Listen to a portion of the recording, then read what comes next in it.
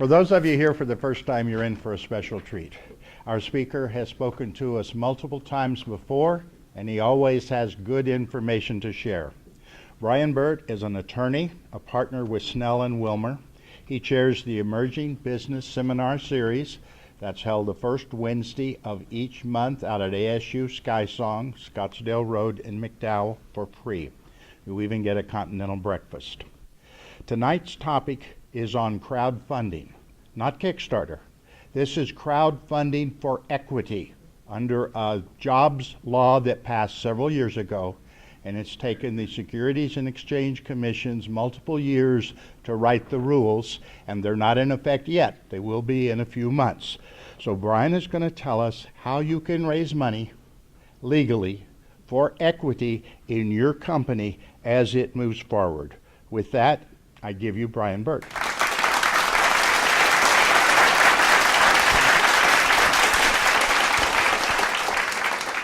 Well, thanks again for having me. I appreciate you all showing up tonight to hear about crowdfunding. So we got a good presentation planned. We got about 4 or 5 hours worth of stuff, so hopefully you packed a lunch. No, we're going to keep it within, I understand you guys break about 9 o'clock, so we'll keep it 9 or sooner. But there is a lot of good stuff to talk about, so we're going to pack a lot in, and I'm happy to share with you a copy of the presentation after the fact, because otherwise you might be scribbling down the whole time. So it might be just as easy to listen, kind of take it in. Feel free to ask questions, because it is historically, raising capital is a very complex topic. There's a lot of nuances to it. It's not something you can pick up by kind of reading it off the internet. And when you overlay on top of that all the crowdfunding stuff, it gets even more complicated.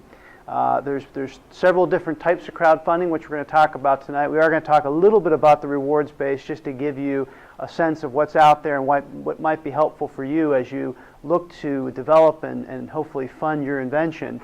And first, though, we're going to kind of jump into, probably should pull it up. We are going to talk about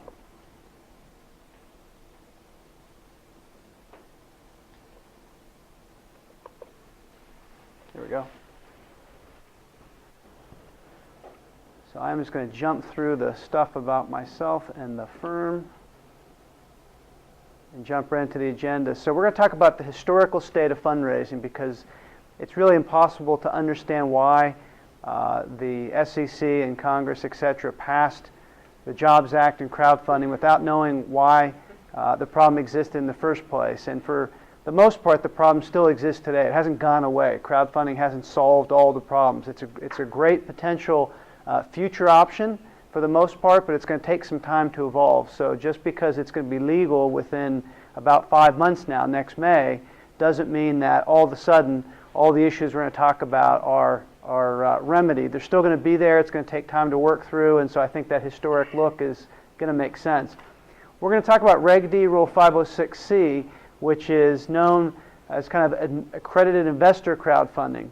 And I'll caveat the whole presentation by the fact, if you've read, and how many people, raise your hand, have read about crowdfunding in the news, on the internet? Raise your hand. So almost everybody. That's why you're here tonight. Probably 90% of what you heard is absolutely not correct. So you can kind of just dismiss all that, listen with a fresh ear, and hopefully take in what really the rules and regulations are. There's so much misinformation. I've never seen in my legal career, spanning 16, 17 years now, more misinformation about a new law that's out there. And there's so many different things that people call crowdfunding beyond just the Jobs Act. This is one that may have, frankly, the most potential, and we'll talk about why that is. It's currently legal, and how many people have actually even heard of the accredited investor kind of crowdfunding version? Just a handful. So at least a handful, which is good. Then we're going to talk about what people think of as crowdfunding, both rewards-based, the equity-based crowdfunding under the Jobs Act, which is what was talked about by Les in the introduction, and Arizona's own equity-based crowdfunding law. How many people are familiar with the final thing up on the screen there, the Arizona-based? Just 2 people. Okay. So a lot of good information. Take a look at the outline. That'll help guide our discussion tonight. So to grow and launch your business, all entrepreneurs need capital. Whether you're going to have a full-blown business or you're just going to look to fund your product and maybe license it after you develop it, The issue is still the same. You need capital to get that product to market. When are the securities laws triggered? So when you go to offer one unit or share of stock in your company to someone else, the securities laws are triggered. And the securities laws are implicated on both the federal and the state level. So we're going to talk all about tonight how do we navigate those securities laws. Again, that's the framework. And when you're raising capital for, to fund either your product or your company, that comes into play. Question? So that's over and above yourself. Let's say you start the business and you... You start the business yourself, and if it's just you, you're safe. Okay. You don't need to worry about this. Some other person, then it triggers it. Yeah, the minute that you start to offer someone else a stake in what you are doing, then you got to think about, do those securities laws come into play? And of the things we're going to talk about tonight, the only time they don't come into play is if you're doing the rewards-based crowdfunding. How many people are familiar with the rewards-based? That's the Kickstarter model. So it simply means that you are not selling any kind of equity in your company. You are simply asking people for contributions, donations, you can call them any number of things, but it's not any kind of ownership interest, it's not any kind of profit sharing in your product that you'll eventually commercialize. It is simply them giving you money with the hopes of getting some kind of reward, and we'll talk about what that might be a little later on. There's been tremendous success out there in doing rewards-based crowdfunding, which has been legal and continues to be legal. People have raised millions of dollars in the process, so that was the impetus in large part behind the Jobs Act. If people are willing to just contribute money and get not a whole lot for it, just because they want to see a product come to market, why wouldn't they make the same contribution and maybe get a piece of the company, a piece of the profits going forward? That's the theory. I think it's a sound one, and we'll talk about why. So whenever you are thinking, though, of funding your company without rewards-based crowdfunding, you need to think about those securities laws, and they come into play when you start having discussions. Many times over the years, it happens probably once every couple of weeks, people come in and say, you know what, I've heard your presentation and I don't want to do the bad stuff, or I hear that I can get myself in trouble, so what do I do to stay on the legal side of things? And they say, well, we've already taken some money and spent some things, but can we just get some paperwork in place to make that happen? The answer is you've probably already done the bad stuff, so that's why I'm really emphasizing, and I'll talk about why it's not good to do the bad stuff in a second. Before you start having discussions, that's when you need to start thinking about, how am I going to comply with these rules? The consequences are extremely severe if you get it wrong. We'll talk about what those are, so you want to make sure you get it right. But I emphasize, before you start having discussions, you leave here, for example, you're excited about raising capital, and you want to approach someone in the room you think might be interested in investing in your company. Do you think about these rules before you have the conversation, or after you've already had dinner 3 or 4 times and they said, yeah, I'm really interested in putting the money in your company, maybe they've even written you a check, you're holding on that check, and then you get the paperwork done? That is not when you do it. You do it before you have that discussion. So can't tell you how many times people come and they've already done the bad stuff. You can't unring this bell. So you might say, well, I just won't take the cash, or I won't do that. And from a certain perspective, you might cure that issue, but if you've committed the securities law violation, it just hangs out there, and it hangs over your company, and eventually it may come to bite you. So there's no way to really cure that issue. You want to make sure you avoid it before it gets to you. What is a security? So here is the legal definition. You can feel free to read that at your own leisure there. The reason I throw this up on the screen is because of the fact that stock is not the first word in the definition. People come to us all the time and say, you know what, we've heard these securities rules are a real pain to comply with. I don't want to spend the time, money, effort, legal fees, etc. to do that, so I'm going to avoid all that by just getting what? A loan. Attorney? Well, we want to get that, of course, but we're going to do a note. We're going to do some debt. So that can't be a security. We're not selling a share in the company, so that's not a security. Look at the first word up there. It's a note. If you are getting a loan from Wells Fargo or some other commercial bank, you're not in the securities law regime. If you are getting a note, whether it's just a plain promissory note or it's a convertible note, maybe it converts into equity, it doesn't matter. It's going to be a security if it's coming from someone who is not a commercial bank. If you read through the definition, you'll see that they capture as broadly as possible all the different ways in which they find investment kind of vehicles to be deemed securities. The definition is as broad as possible. Anything that looks, feels, and smells like an investment is going to be, fall within this definition and fall within the state and federal securities regime. So if you think you're going to get creative and find a way out of it, trust me, they thought of everything, and people have tried everything and gotten caught trying everything over the last many decades. And this was passed in 1933. So over the last however many years that is, I'm not a math guy, so that's what, 90 plus years. People have tried everything and they've gotten caught, and it comes back to the same thing. If people are putting money into a venture with the hope of getting a return, it doesn't matter what you call it, it's going to probably be deemed a security. It's better to err on the side of caution. So what laws are triggered? I've mentioned it a couple times now, that they're triggered on both the federal and state level. So you say, well, that's not really that exciting. I've got to comply both on the federal level and in 50 states. That's correct. Every state has its own securities laws. We call them blue sky laws. And every state has its own little securities commission that can get you in just as much trouble as the SEC can. In fact, if you were to do bad stuff here in Arizona, you're more likely to get tagged by the Arizona Securities Commission than you are the SEC. The SEC is focusing on the bigger dogs. That doesn't mean, I can tell you plenty of horror stories, where they're focused on the little dogs, even the littlest of dogs in the state, when they get wind that something may be awry. You read about in the paper, what was the big story in the last week about potential securities fraud? Anyone catch that article? The Phoenix Mart thing? Oh, yeah. Anyone see that? That's a huge project. I don't know how much has been raised. I think it might be in the billions, but that... People were coming here illegally, leaving here illegally. I don't know all the details, but it was, it just hit the news about the last week or so, and there's been many, many other local examples. You see it, if you really pay attention, you see it almost every couple of weeks in the Business Journal or the Republic. It comes out, and these are where states are kind of coming in. Sometimes the SEC is also involved, but oftentimes it's the states who have, just like the SEC, but they have a smaller focus. They've got unlimited time and resources to come after you if you do the bad stuff. So here's the basic rule, and again, this is an extremely complex area of law. I'm just trying to give you the framework so that you understand what we're talking about when we jump into the crowdfunding.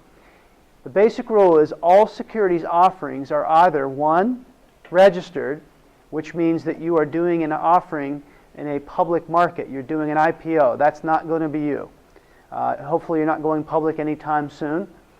Or you are subject to an exemption from registration. So if you ever hear that phrase, I need an exemption, a security exemption, that's what we're talking about. You're either doing a public offering or you're already a public company doing another offering as a public company. Again, that's not going to be you raising money to fund your company for your invention. You're going to be in category number 2. Phoenix folks are often in category number 3, but you want to be in category number 2, which is you have an exemption from registration. There's two types of exempt offerings that we're going to talk about. One is a security exemption, one is a transaction exemption. The security exemption is really nice. If you are starting a new bank, then you can use the security exemption. And the reason it's nice is because they feel like in certain limited circumstances, the company is so heavily regulated by other agencies, like a bank's regulated by the FDIC, that we don't need to worry as much from the SEC's perspective about regulating their sale of equity in that company. So I've helped form and raise capital for new banks. It's a great exemption. You don't have to worry as much about who you're selling to and all the other parameters that go with the transaction exemption. Unfortunately for you, you're going to be in the transaction exemption. What that means is that you are going to have to find some place to go, both again on the federal and state level, to raise capital for your company to fund your invention. Here's just a listing of some of the sections that are applicable. The way that you think about it and the way you've probably heard about it is we're doing a private offering. How many people have heard the phrase private offering? So at least a few of you. So you're going to be doing a private offering, transaction exemption. Here are the common offering exemption myths. This is our little attempt at legal humor, but these are myths I've put up here over the years. Again, all myths that I hear typically on a weekly, if not almost daily basis, particularly this first one. This is the favorite exemption, I think nationally. We call it the good deal exemption. So popular that the regulators also call it by that name. They call it the good deal exemption. Anyone want to hazard a guess as to what that means? Bargain price. Nope. As long as nobody gets hurt, what's the problem? Exactly. So you could violate 15 securities laws, but as long as people make money, that good deal exemption is in place. And I can tell you it doesn't matter how much money they make. If you violated the rules, you violated the rules. Now, the chance of getting caught obviously go down because people are not going to be likely to sue you, turn you in, etc. if you made them a bunch of money.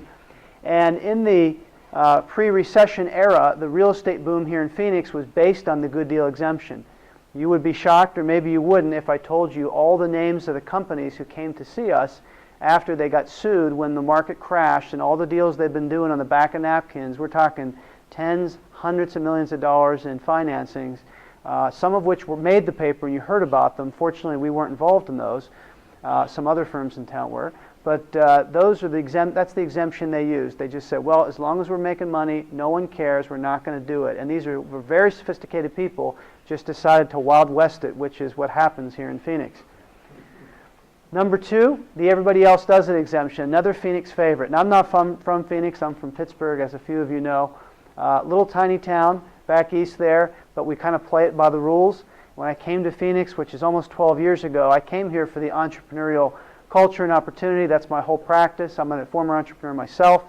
And so I love the fact that we have that here. What's challenging is on the legal side, entrepreneurs don't like to follow the rules. They like to wing it until they get caught, and then they come and pay our litigators. That helps because it puts my kids through college, but at the same token, it is much cheaper to comply with the rules on the front end than it is to pay our litigators to get you out of trouble on the back end. And when you get in trouble on the security side, we turn you over to a white-collar defense team, and they're very expensive, and that's not the place you want to be. We hear, though, every week the everybody else does it exemption. Everybody else is raising capital, again, particularly on the real estate side here in Phoenix. Why do I have to be the one person that does it the right way? You don't have to be. But if you're the one person that gets caught, and I'll tell you a quick horror story in a second, it doesn't matter that everybody else in town, all your buddies, did it the other way. They're going to prosecute you, and that's going to be the end of your entrepreneurial career. Only my family and friends are investing. How many people would think that this is an exemption? You can't have to comply with these rules. If only mom and dad are throwing some money in, my college roommate, that can't apply. Unfortunately, it does. The what I don't know can't hurt me exemption, which you can't use even if it was an exemption because you're here tonight learning about this. This is where a client will come in, happens every so often, and says, I really don't want you to tell me what the rules are. So if I violate them, I can say I didn't know. And that ignorance is not a defense, unfortunately. We're only issuing shares to one person or raising a little bit of money. Those kind of go together. So we're only raising $50,000 from one person. Again, these rules can't apply. They do apply. It doesn't mean you have to spend a lot of time, money, and energy navigating those rules. They do apply, and you need to make sure you follow them. Finally, you can see at the bottom there, I put that on there when this happened twice in Phoenix, and it says the regulators are only focused on the big guys exemption, meaning if I'm just here in town, no one's paying attention to what's going on here. If I'm only raising, a few $100,000 to do X, Y, or Z, whether it's a new invention or it's a technology or it's a real estate, whatever it is, if I get caught, no one's really going to care. And I can tell you they do care. I'll tell you the one horror story and then we'll jump into the rest. I had a person who came to me, and the irony of the story, the sad part of the story, is what he wanted to do is now legal. But this was years back when you couldn't do the one thing that has really frustrated investors and led to the entire crowdfunding rule. So we'll talk about how that all plays together. Came to us and said, I really want to raise money and I want to do it this approach. And I said, you can't do it that approach. It's going to be illegal. I want to do it anyway. So okay.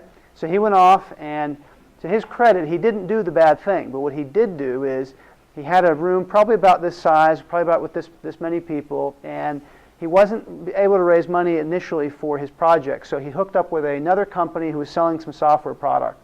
And in this meeting, they handpicked, I'd say maybe 50 people that were going to maybe buy their software. They weren't raising money for anything, they were selling the software product. And everyone in the room was handpicked except for one person. And that one person was invited by someone else in the room. And so my guy gets up, and he didn't ask us ahead of time what to say or not to say. That was probably the most expensive mistake he's ever made. So he goes into the room, and for whatever reason, he started talking about if he makes money from selling the software and he's profitable, he's going to, I guess put it into this investment that he wanted to raise money for, and somehow this whole other thing came up. And he got in this little verbal altercation with guess who? That one person they didn't invite. And he said enough, I don't know what he said because I wasn't there, but he said enough to kind of give the sense that he was somehow raising money or doing something. What do you think that one person did? Went to the Arizona Securities Commission, reported him that he's doing bad stuff. So they come and they issue him a notice and say, hey, we're going to subpoena you. We want to get your records. We think there may be some bad things going on with you and your partner and the software company. So start turning over your records. Well, that was the good news. He came in finally and said, hey, I had this bad thing happen. I should have talked to you. I said, that's okay. I think we can get you out of this. It's going to cost you a little bit of time, money, and effort to do it. What are they asking for? Well, they're asking for typical records. What do you think is the one thing that they always ask for to see if you've been doing bad things? And take a guess. Financials. In particular, what? Tax returns. So we said, okay, why don't you package up? I think they were asking for the last 3, 4, 5 years tax returns. So why don't you package those up? We'll get them over to the regulatory folks, and they'll see that you're not running away with millions of dollars. There's nothing crazy going on. He said, well, I have a little bit of a problem. He said, I've been living, and these are his words, off the grid for the last 15 years with my girlfriend, and I have not filed a tax return in 15 years. So when you do that, it kind of gets to the criminal level. And so now not only is the securities folks coming after me, you got the IRS coming at. And who are the two agencies that you don't want to tangle with, right? Those are the two. You can do a lot of risk-taking as entrepreneurs and inventors. Those are the two agencies, though, you don't want to tangle with, the IRS and the securities folks, and he's now knee-deep in with both.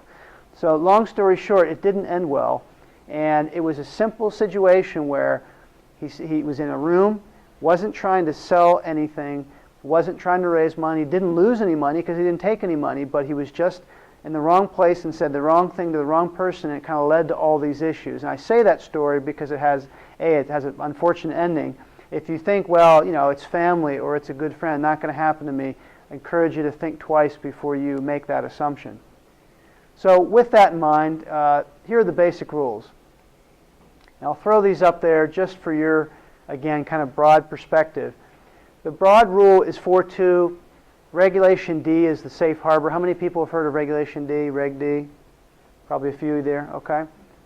So if you're an exempt offering, you're in one of these buckets, and you've got to be a federal exemption and you've got to have a state equivalent.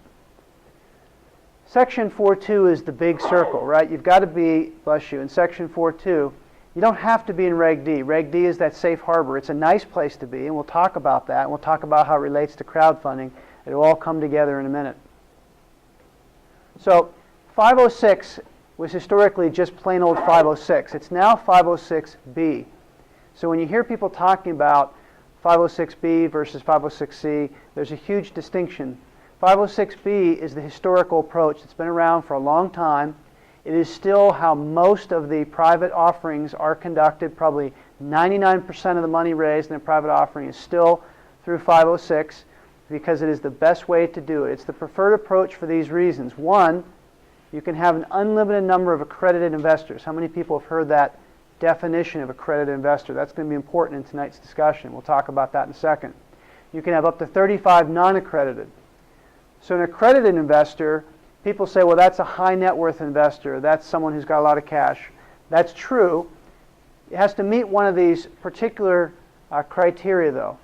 And we all know folks who've got a lot of money who are not very sophisticated and do dumb stuff with it. And we know people who have very little money and are very sophisticated with it. So, however, the SEC at one point had to draw an arbitrary rule and say, you know what, we have to have a bright line, an objective standard to designate accredited investors. So this is what they picked. It hasn't been changed for decades. What they say is if you are a director and officer of the company, we're going to deem you an accredited investor regardless of net worth. And the reason is because this whole securities regime is designed to do one thing. And I think I've got a slide in a minute, but I'll throw it out. The whole purpose of the regime is to do one thing. And what is that? Protect investors? How do you protect investors? Well, keep them from being taken advantage of And how does that happen? by offerings that are meant to defraud. Okay, what would it mean to not defraud? What would a non-fraudulent offering look like? A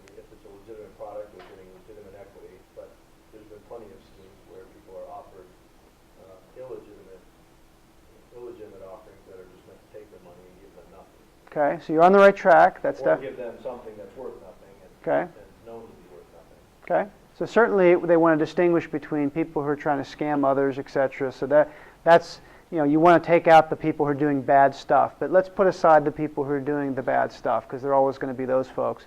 How do you distinguish between, you know, if let's say the fraudsters are in a different bucket, and you've got everybody else, what would make an offering a legitimate offering? What would you need to do to protect the investors? Disclosure, exactly. The whole point of the entire securities regime, federal and state level, boils down to one thing, and that is the belief that if you give the investors or the prospective investors the proper disclosure, they will be able to make an informed investment decision. And again, I'm going to throw a quote up from one of the key people behind the Jobs Act and crowdfunding, and it all relates to what we're talking about. If you can give people a fully informed decision, it's up to them to make the decision as to whether they want to take that risk with you. Some companies are riskier than others, some products are riskier than others. There's no reason that people should not be able to put capital into companies if they want to take the risk and can afford to take that risk. The SEC is not going to protect, and the goal of the regime is not to protect people from making dumb choices. People think, well, if people put their money in and it doesn't work out well, they should be able to get that back. That's not what the rule is designed to do. The rule is designed to say, look, the company is offering equity in this particular company. It's doing this. It's developing this type of product. Here are the risks associated with that. Here are the people involved with that. With all that disclosure, you, Mr. or Mrs. Investor, can make the decision as to whether or not you think the investment is appropriate for you. That really, at the end of the day, with trillions of pages of regulation and all that goes with it, comes down to that. If you give proper disclosure, then it's up to the investor to make the decision as to whether that risk is appropriate. But, of course, it's not so easy, so we layer it with a million different layers to get there. What we do is, the SEC has done, is determine that accredited investors need a little bit less protection.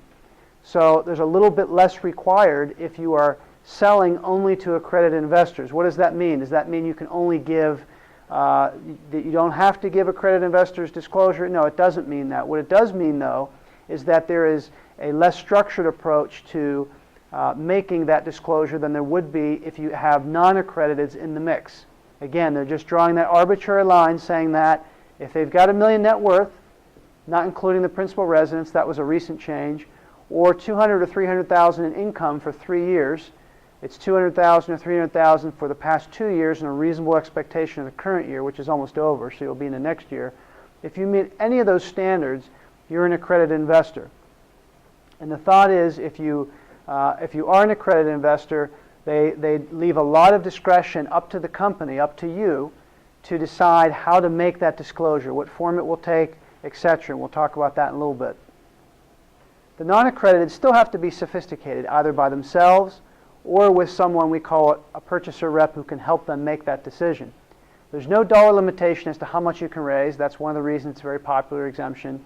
No general solicitation or advertising permitted.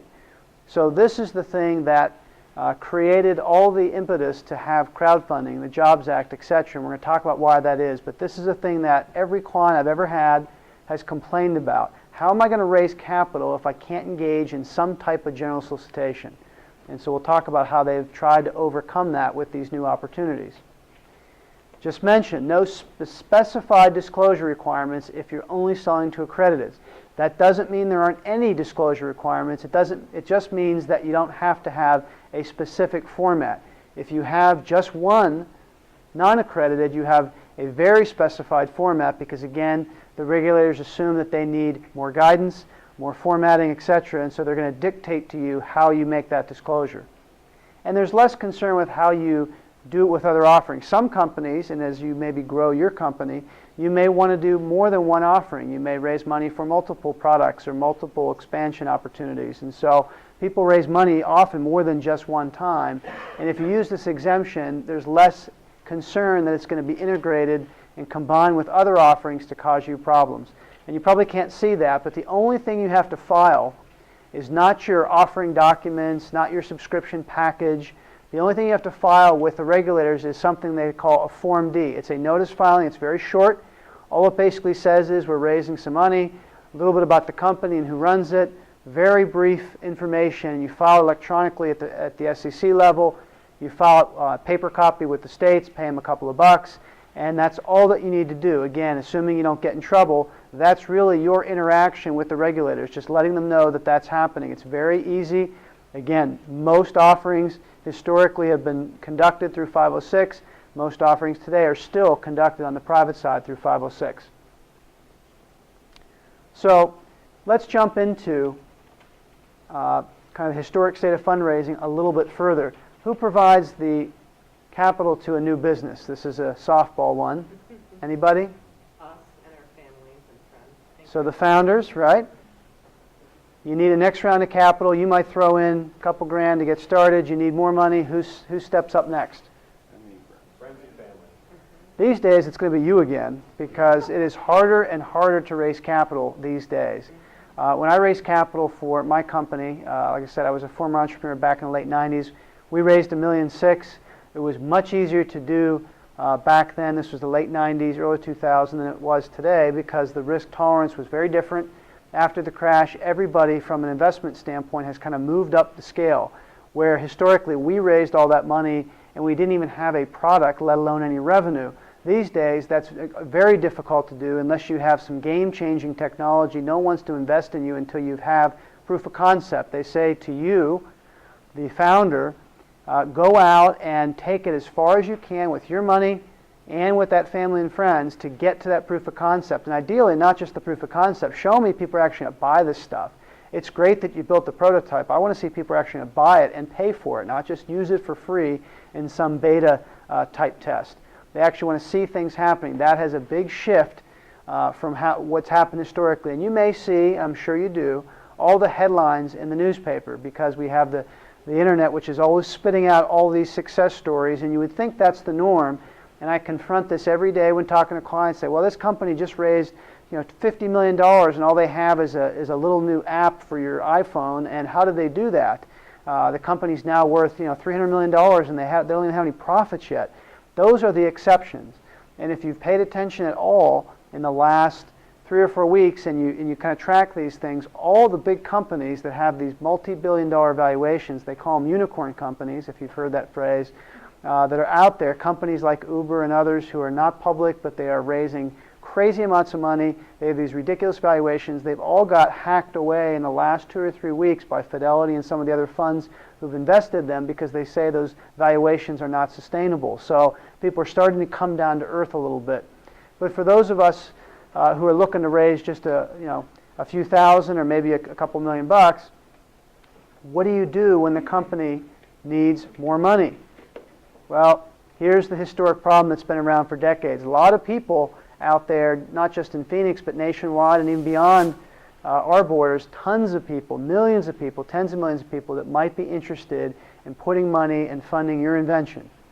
The problem are those securities regulations, and that's why we spent the last little bit talking about that. You don't understand how you solve the problem unless you understand what the problem is. The problem is no general solicitation. Recall we talked about that with 506. You're not allowed to engage in general solicitation with almost any of the approaches that people typically use to raise capital. What does that mean? Well, it means you can't advertise. You can't throw up an ad in the newspaper. You can't do something on in a magazine. You can't have a website, which we see people doing all the time, that has a little tab that says Investor Relations and says, we're a new company in Scottsdale. We're looking to raise capital. If you're interested, give us a call. You've just violated the general solicitation rules, so don't do that. You can't do a mass mailing or emailing, and you can't have meetings where people have been invited by general solicitation. So if you were to bring people in the room tonight, and you guys I know send out emails to your list. I helped promote this event a little bit, and I know there's been a lot of ads out there. People came tonight and I started soliciting you, that would be illegal. You came here from a general solicitation basis. I can't start asking for money, and people in the room probably shouldn't start asking for money either, at least at this meeting. So how do you do it? Do you engage a finder? How many people have heard of finders? Anyone heard of finders?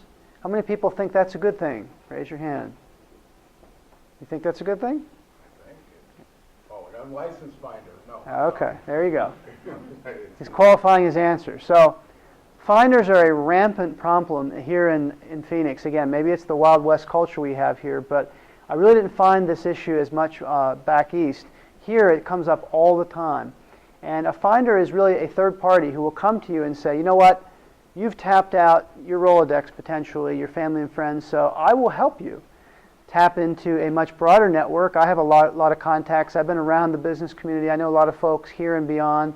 I will help you raise capital if you cut me in on the action. You give me a retainer, you give me 10% of what I help you raise, and we're off and running.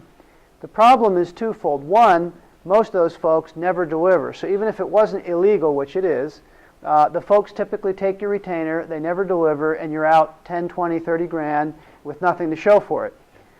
The bigger issue, even if they are successful, is that it is illegal. If you are not a FINRA licensed broker-dealer, you can't be engaging in raising of capital as an intermediary for companies. So you will see these people, and they're not hiding in dark corners or under rocks. They are at a lot of the events that you guys may go to.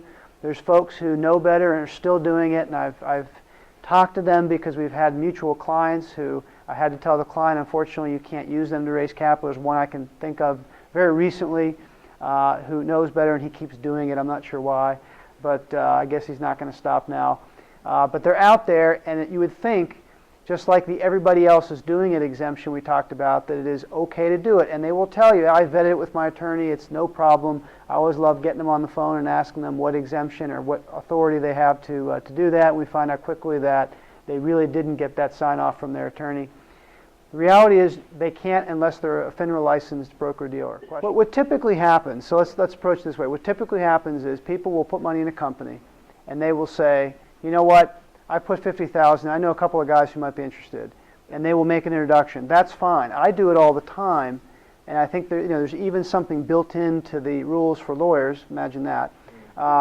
If I'm doing it and I say, look, I know that, for example, I've got a person who's interested in your type of deal, or I know an organization that's interested, I'll make that referral. I don't get in the middle of that. I don't take any consideration for it. I simply make an introduction and I'm done. That's just networking. Yeah, that's okay. But to the extent that you start to take consideration, then these rules come into play.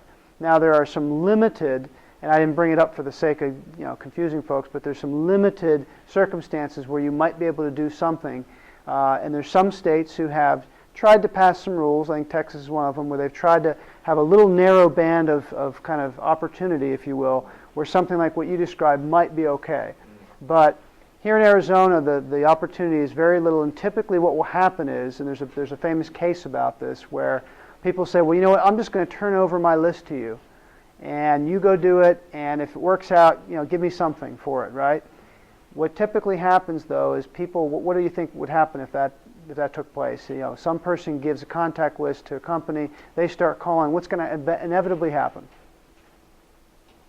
They're going to use their name right off the bat, right? So they're referred by so-and-so. And what's going to happen second? They're going to call who? They're going to call the guy that referred them. Yeah. Oh, right, yeah. So to the extent you say, here's my list, go ahead and raise capital, I'm out of it, that's not really what happens. And so if people can structure it in a way that kind of, again, hits the narrow, to the extent that what typically happens is people start calling the referral source, what do you think? Why did you invest? And you start to have the interaction what the SEC calls facilitation in a way that's going to make it illegal. So and again, the typical situation is not one that you want to jump into. The people who do those deals legally are going to be your investment bankers. The people who are licensed don't do deals. Maybe your deal was a bigger deal, but they typically aren't going to raise capital in the hundreds of thousands or even a million or two most often. Typically their economics, the way they run their brokerage, doesn't work until you're raising far bigger amounts of capital, 5 million, 10 million, etc. So if you're out there trying to raise 500,000, they're not going to really be able to typically employ their services on a cost-effective basis to be able to assist you. So I'll be interested to hear more about your particular exemption there. Yeah, the referring concept it happens all the time. Yeah. It's just a question of two things. One is, to the extent you're not getting paid for those referrals, it's typically okay, right?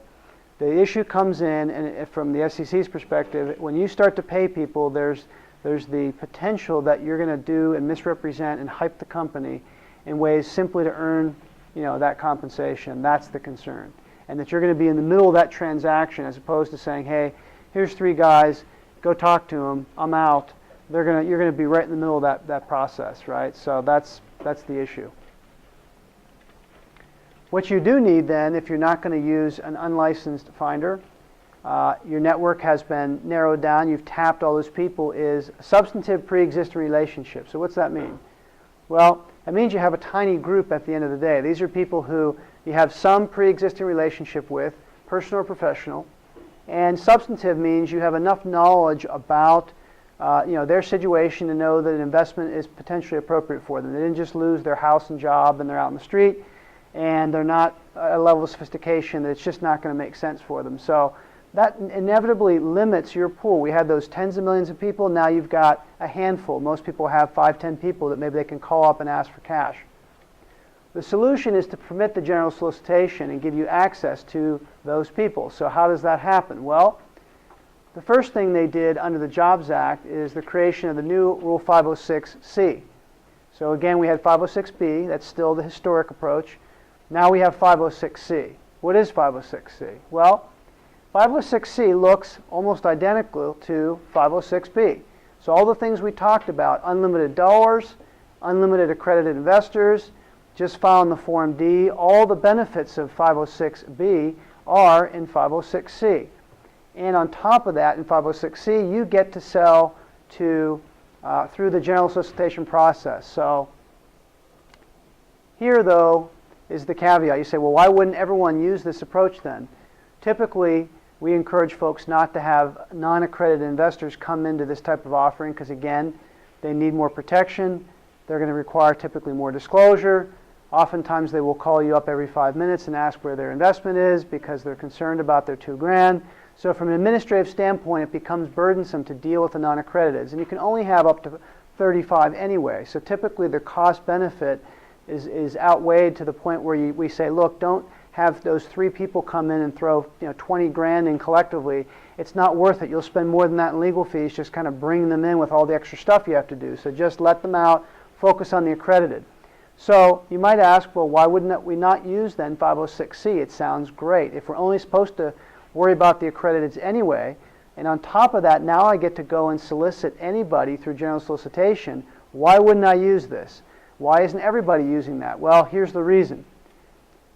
When you go through the historic 506B approach, when you ask someone if they are accredited, you have them fill out a little questionnaire and they check a little box. This is the accepted practice. And it says, I have $1 million net worth, I'm going to check the box. And unless you, as the company owner, believe they're misrepresenting their position, you can accept that self-certification. You don't need to dig any further to have them confirm that they are, in fact, accredited. It's good enough. That's what the regulators have accepted. This, however, requires proof. You say, okay, well, they should, they can prove it, not a big deal. How many of you, if you were interested in a company that one of your colleagues here in the room had, would be willing to hand over your financials, your personal bank statements, your tax returns, to demonstrate to them you're accredited? How many people in the room would do that? No one. Okay. So we've got to build up the trust in the room a little bit more first, but that's the issue.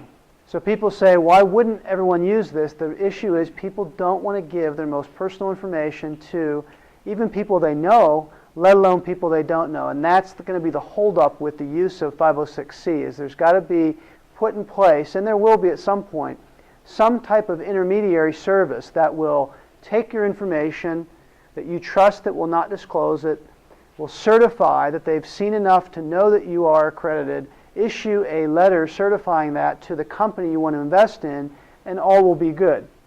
The SEC has said these are the non-exclusive methods, so there's no one way to prove you are accredited. There's any number of ways. But the company now has to have evidence in its file that it asked you and you demonstrated, provided written proof that you were accredited. So one way is reviewing the forms. Again, no one's real excited about that. The other way is to get a representation letter from one of the people listed. If you can see that at the bottom there. An investment advisor, a broker-dealer, an attorney, a CPA, you say, well, why wouldn't they issue these letters? Well, all the brokers I know, unless we have some in the room, are investment advisors. They've been told not to do this by a lot of their industry groups because of a liability issue. Any CPAs in the room? Would you issue a letter like that? Hell no. So there you go. So most people just don't want the liability associated with it, so they're not going to certify that. CPAs are even getting out of the business of doing representation audits where they, compilation and review, where they have to give an opinion Okay. about the financial status of the business, and they're actually, some of my colleagues are not doing it anymore because of the risk and because of this. Yep. No, it's a great point. There's so much liability these days. The pendulum has swung so far to the other extreme, which always happens after something like the crash of '08, and they regulate things to death, and then eventually, and this is what we're seeing, the pendulum is swinging the other direction, and when crowdfunding becomes legal, that's going to be the complete opposite of what we saw after the crash of '08 with Sarbanes-Oxley and the other things. Crowdfunding is the antithesis of that stuff, and that's why it's taken so long to get to market, and we'll talk about why. So the problem exists. If we can solve the problem, and again, I think within a couple of years, you'll have intermediaries that people will start to trust with their stuff, and they'll issue those letters, they'll take the liability on, whereas the lawyers, the brokers, etc. will not. Then this exemption is going to take off. There are people, typically it's so far the oil and gas folks in Texas who I know are doing it this way. They like to take, kind of be on the cutting edge of capital raising. I hear their ads on the radio on the way into work all the time. And I know they're using this exemption, and they're requiring people to demonstrate, and prove that. And I think they're doing it in a way where they're not, they're dealing with small groups of people investing large amounts of money. And so they're able to navigate that on a small case-by-case basis and not have to have hundreds of people come in and say that they've got to demonstrate that they're accredited. Does that make sense, everybody? 506B versus C? Question? Isn't that what angel investor clubs are doing, so to speak, or groups? They have some sort of centralized, they're demonstrating to each other, whoever the holder of the club is, the membership, that they are accredited. Well, no. What they're doing in the local angel groups and angel groups across the country is they want you to certify that you're an accredited investor when you sign up, but I don't know any group that's requiring proof. So it wouldn't be proof enough to meet this standard. It would be proof enough to make sure that when people come to pitch, which they do all the time, companies come to pitch, that they're pitching to a room of accredited investors for a 506B approach. So couldn't, if I was a group of angel investors, if I was, organizing a group of angel investors, couldn't I create that somehow? You could. And hire a firm to certify? You could. I mean, that's one option, sure. And the certification has to be fairly fresh. If you see there, talking about within the last 3 months or so. So it's got to be fairly fresh. It can't be, a year ago, 2 years ago. So, I mean, that may be something that people think about doing. I think when people kind of get around to figuring it out, and I know some folks are interested in doing it just from that side of it as a business model, this is really going to take off because you can solicit anybody, right? It doesn't come with any of the restrictions we're about to talk about with crowdfunding. So we haven't even gotten to the crowdfunding stuff yet. But this is really kind of your accredited investor crowdfunding because you can solicit the world. There is no requirement that you solicit through the internet, no requirement that you solicit through any kind of social media.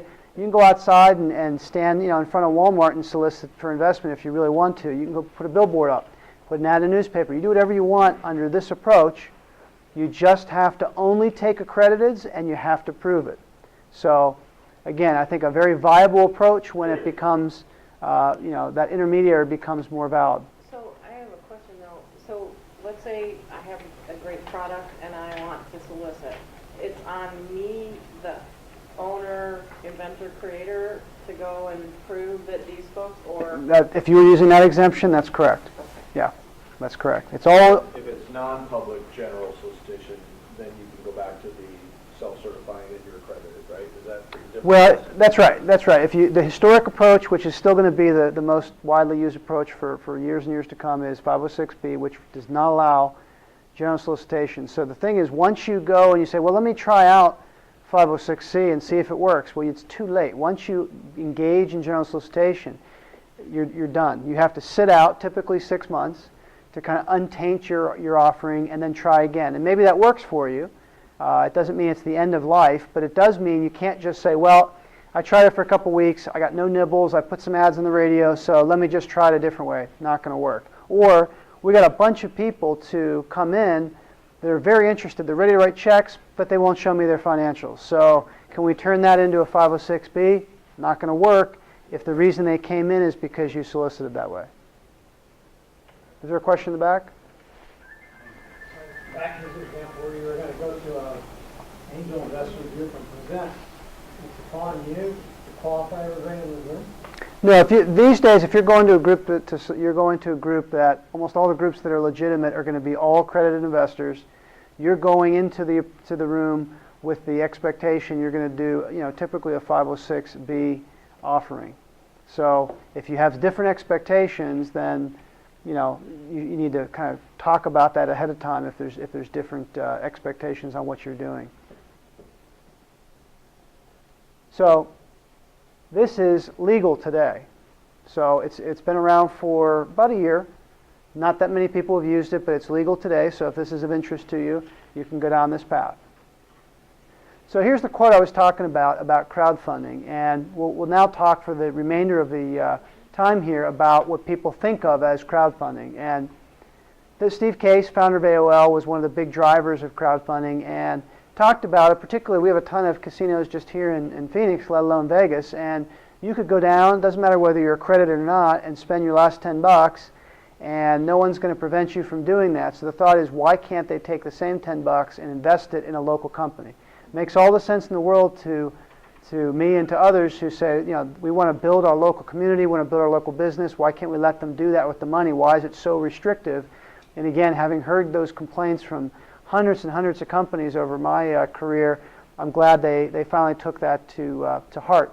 Again, though, it's all about making sure that the investment is an informed decision. They're not just saying, whether it's crowdfunding or any of these other things, hey, you can solicit for money, take money, and have no obligation to people you're taking money from. That's not what this is about. It's about still making sure that there is an informed decision. Now, whether or not the individual takes advantage of the information provided to kind of work through it and make sure they know what's going on is a whole different story. How many people own stock in a public company? How many people have actually pulled down the disclosure documents that the public company files, the proxy, the 10K, and actually read through it? Raise your hand. How many people actually understood the stuff they read? All right. Sort of, yeah. So most people, even if it's through their 401K and their mutual funds they have in their 401K, almost everybody has some interest in a public company. I used to do public company work, so I had the fortune of reading through and preparing those documents. And it's hard enough when that's what you do for a living to actually make them make sense. And I don't do that anymore. I gave that side of the practice up because I didn't like it, and I just wanted to focus on the private company side. And if I were to pick one up today, there's so many more regulations I wouldn't even understand where to start. And so I can tell you that even those who are trained in the field, know what to look for, maybe even worked on them, it's difficult to interpret. For the average person, they pick it up, they look at it, they have no idea what they're reading. It's so complex these days. But the thought is we're going to make it, so much disclosure and so many tables and so much stuff that, it's all in there. So if only they paid attention, that they would be able to see what the company is doing. And that's really, we know that's not the case. On the private offering side, how many people, if you're brave enough to raise your hand, have invested in a company, they gave you an investment document to read, and you didn't read it and you invested anyway? Anybody do that? Anyone? I know you did it, you're just not raising your hands. But it happens all the time. I prepare these documents, and I know they don't get read by the investors. They kind of peruse them, they look at maybe the pro formas, maybe they look at some of the other stuff. If it's a tech company, maybe they look and see if they've got a patent, and they say, yeah, you know what, I know the founder, good guy, I'm gonna write a check, whatever. Or, to your point, my buddy invested, so he vouched for it, so I'm going to go ahead and write a check on that basis. People don't read the stuff, and the SEC and the local regulators can't control whether you actually read the stuff. The goal is to make sure the stuff is available, and that's the key. Whether they read it or not is another story. So what is crowdfunding? Crowdfunding is the use of the internet or social media, because a lot of things happen on your phones these days and not even on the internet, to raise capital from a large number of people. So unlike 506C, where it's probably going to be a smaller group of people, it could be 2, 3, 4, 10, 20, the concept of crowdfunding is just that. That's where the name comes from, the crowd. So we're getting a lot of people to invest small amounts to add up to a big dollar amount at the end of the day. That's the concept. What are the potential benefits? A ton of benefits. Radical increase in the pool of potential investors. So you went from your tiny little network of 5, 10, 20, maybe if you're really networked, you got 50 people you really can tap for money. Now you can reach millions or tens of millions in that pool. The democratization of the fundraising process. So anyone who's tried to raise capital, particularly in a city like Phoenix, knows that it really isn't quite the democracy we'd hope.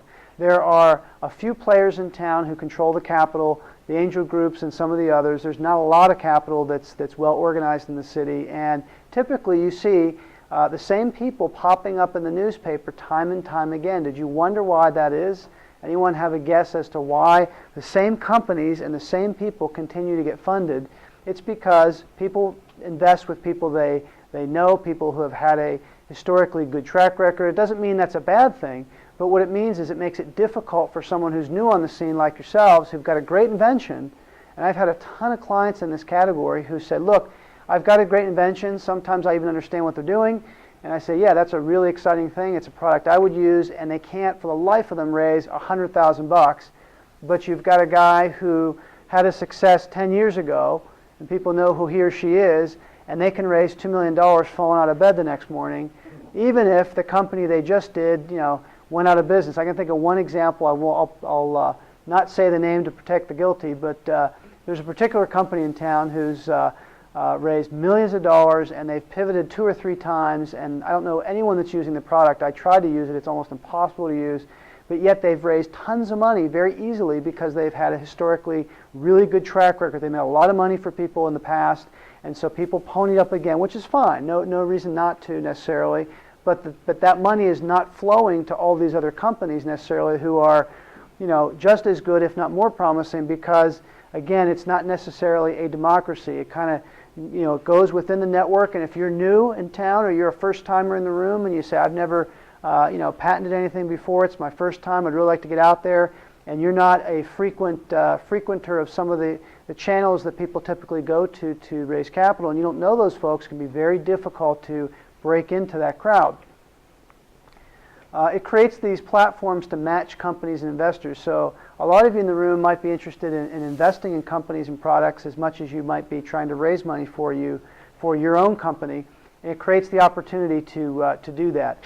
It increases company formation and expansion. Again, capital is critical to build your company, and so this provides for a way to do that a broader basis and more quickly, and accelerate the company growth, increase the job creation. And for cities like Phoenix, we're going to live or die depending on our ability to diversify from the real estate stuff. I came here 12 years ago, and that's all I was doing.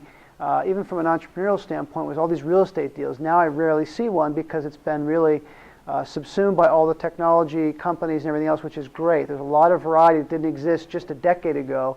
And for cities like Phoenix, and there's Phoenix-type cities all over the country, they're going to live or die by being able to create companies that create jobs. And I don't have the slide up here, but when I do my raising capital presentation, we talk about what percentage of the net job growth is linked to companies 5 years or less.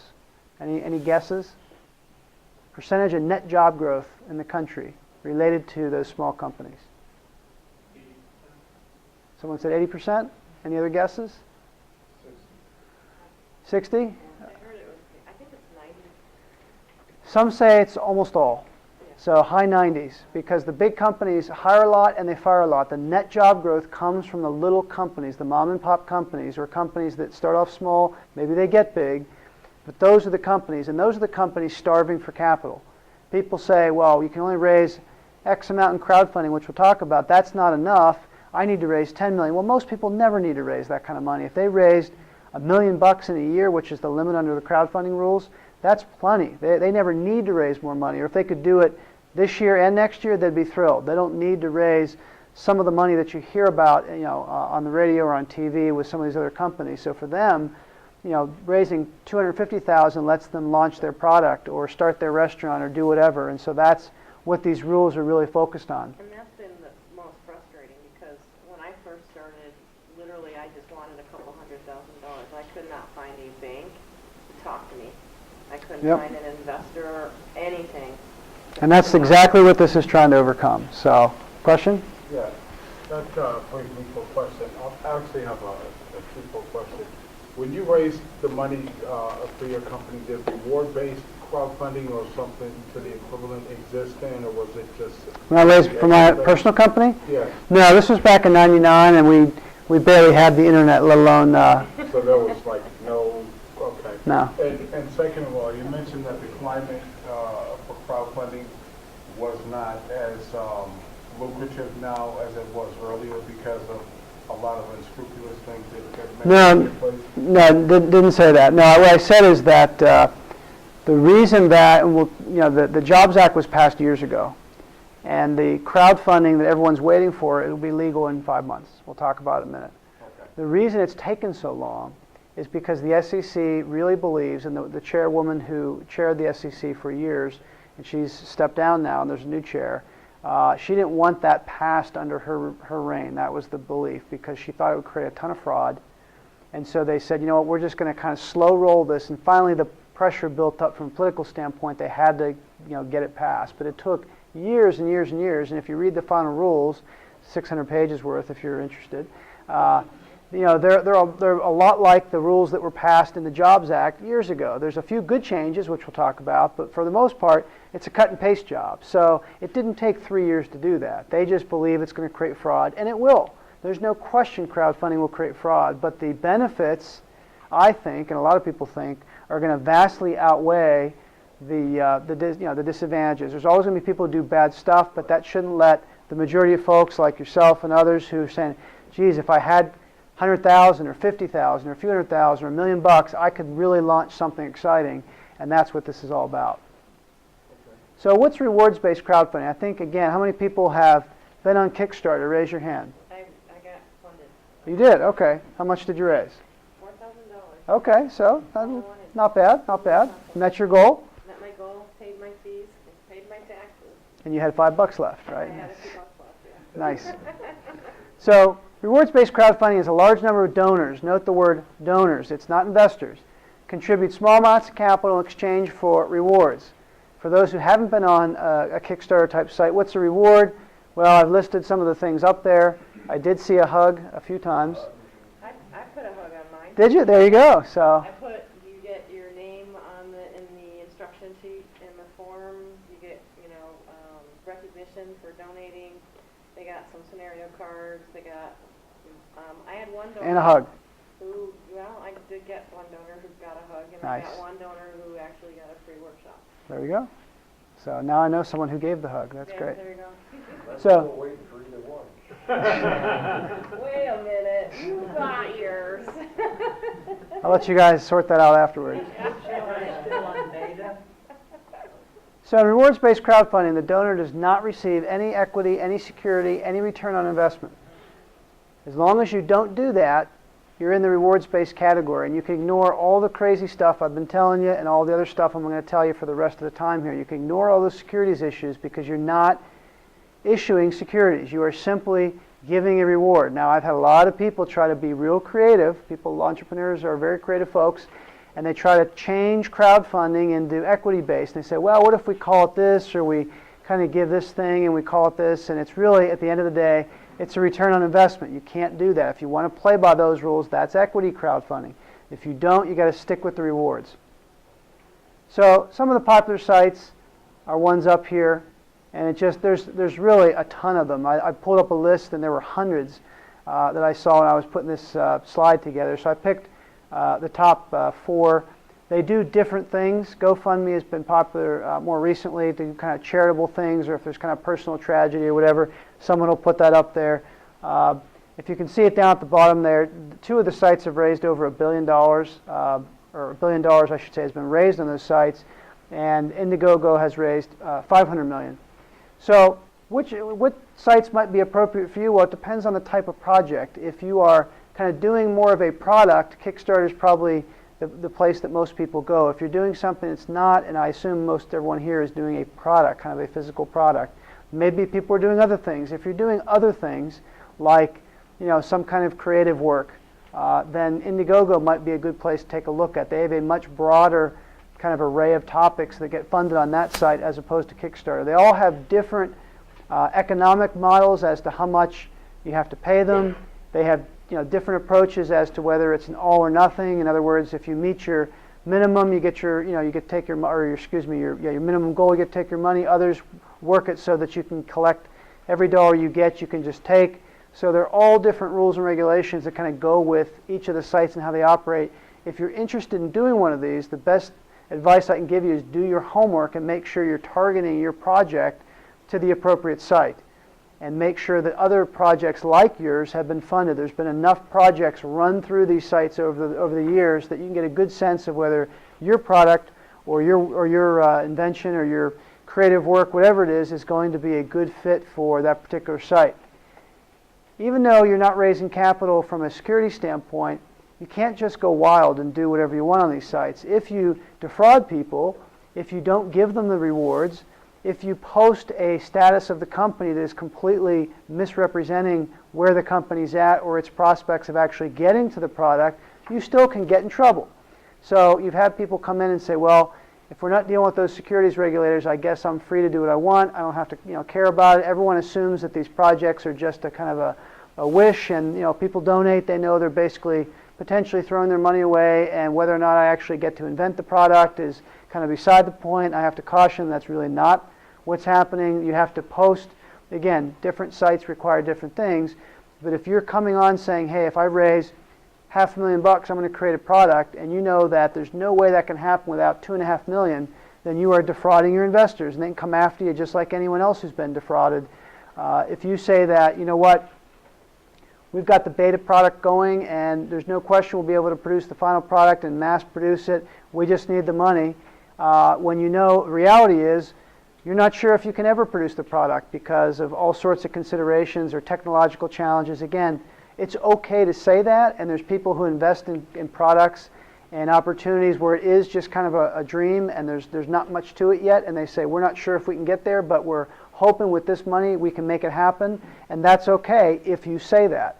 If people know that's the risk they're taking, that's all right. But if you create the impression that it's kind of a done deal, and if you get the capital, that's all you need, that's going to get you into trouble. I don't know about the others, but Kickstarter, they vet you. I mean, I had to do an application, and I had to prove that I met their requirements. Sure. And they actually denied me the first time. Okay. Because it wasn't creative enough. If they interpret it that you're going after working capital or business operation funds, they won't fund you on Sure. Kickstarter. Sure. So they do have some processes where they teach you or they vet you, and the fee that I ended up paying was about 8.5%. Okay. When all was said and done for what I raised. Okay. So it's a mix of the people who collect the credit card fees, and then Amazon was the back office, so to speak, for them. Okay. Sure. So they charged, I think, it was 5 of the 8%. Okay. So yeah, that's a great point. They're going to do their own vetting, of course, and the sites.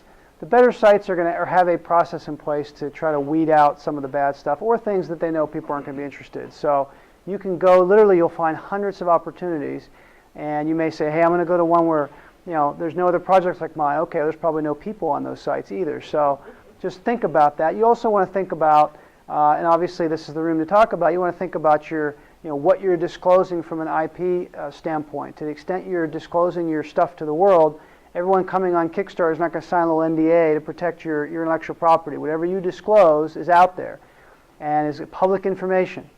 So to the extent that you can't raise capital without disclosing secret sauce, well then this approach may not make sense for you. You may be looking to raise capital under 506B instead of 506C, or instead of something like this. There may be other opportunities. Crowdfunding is really where you're allowed, you're going out, you're able to disclose enough to get people interested and excited, and you're not disclosing your secret sauce. Was there a question in the back? Or? I was just going to say, with Kickstarter, the reward process is a beast on its own, right? Sure. There's a lot of time, effort, excuse my voice, I'm not feeling so well, but kind of after on the reward side, Marcy, I don't know what you did, but the money you make, you still have to pay for all the rewards. Yeah. So if you have $10,000 in rewards, make sure you incorporate that into the money that you need. That's Huge part. great point, which I just assumed into the program, but that's great to emphasize that, That's yeah. what I had to figure out how much Yep. I needed and then add, I estimated 10%, I ended up paying 10%.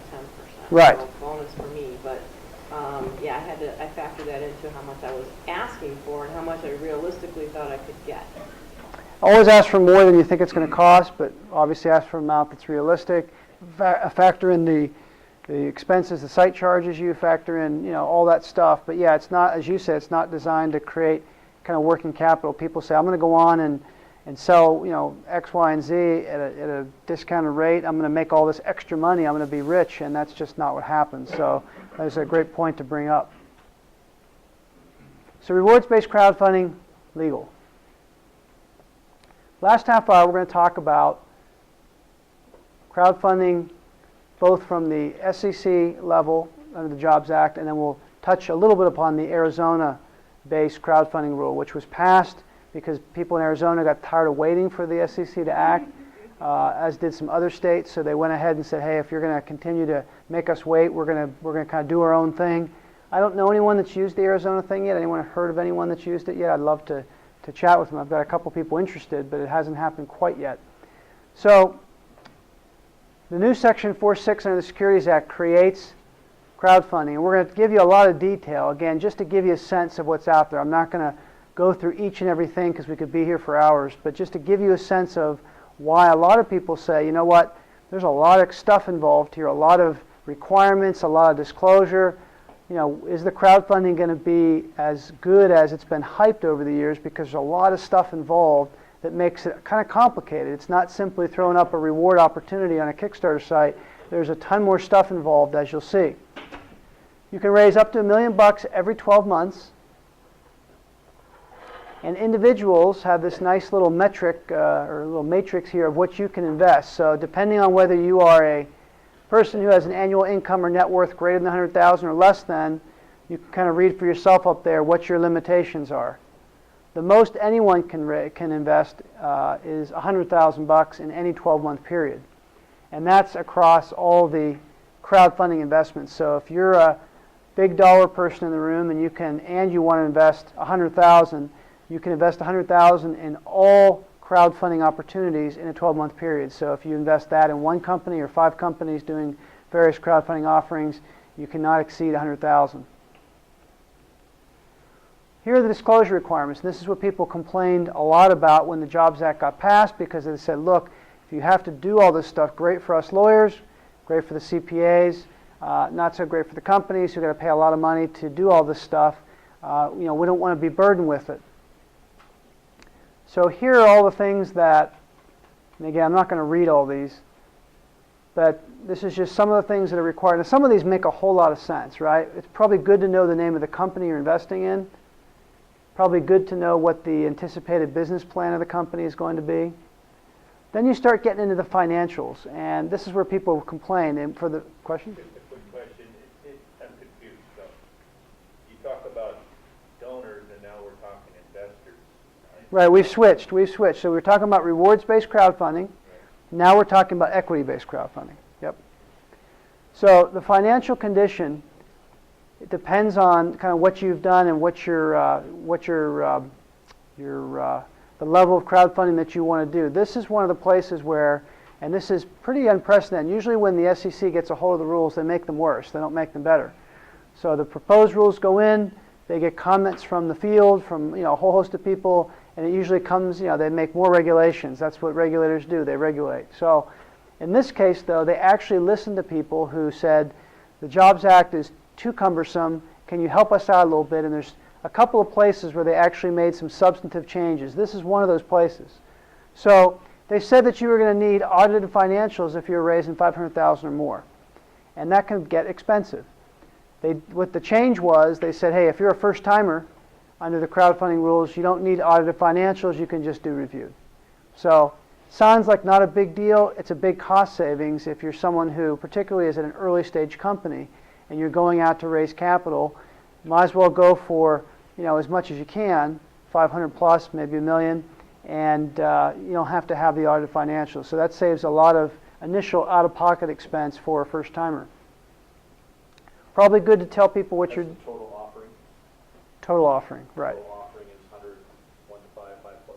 Correct. Okay. Yep. And only up to $1 million, right? 500 to 1 million. You can only raise $1 million every 12 months through crowdfunding. So that would be a different round of funding each year. You could do $1 million round each year. You could. Yep. And you can. Question? Yeah, can you explain, when you say audited financial statements, exactly what you're getting, you're having to provide? Maybe our CPA can tell us, but there's different levels of what the CPA folks can do. You got the reviewed level, you've got the audited level. You want to explain a little better than me, kind of what you're required to do? So a review, basically, they'll take a look at your financials, and they'll do a little bit of testing, but they won't really go into a lot of detail. An actual audit is where they do significant amount of testing of your inventory, of your business processes, of your cash management practices, and they give you an opinion that says there's no material misstatements of your financial position. So your financial statements represent what's really happening in the company. They will never tell you, they guarantee that the financials are accurate, but they will tell you that they believe that through their testing that they represent your financial condition. So it's a significant difference in amount of time that they spend. Review is a lot less time than an actual audit. Okay. So are you posting your financial statements to go into this process? Yes, you're going to be, this is all the required disclosure that you've got to file, and the investors will see it, the broker will see it, the funding portal will see it. So yeah, these are all public elements. This stuff is now made public, so your financials are made public. So a lot of small businesses don't make their financials public. They don't have to make their financials public.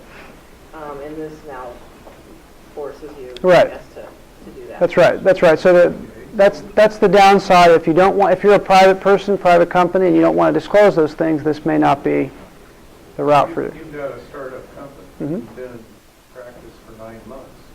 What are you going to show? Probably not a whole lot.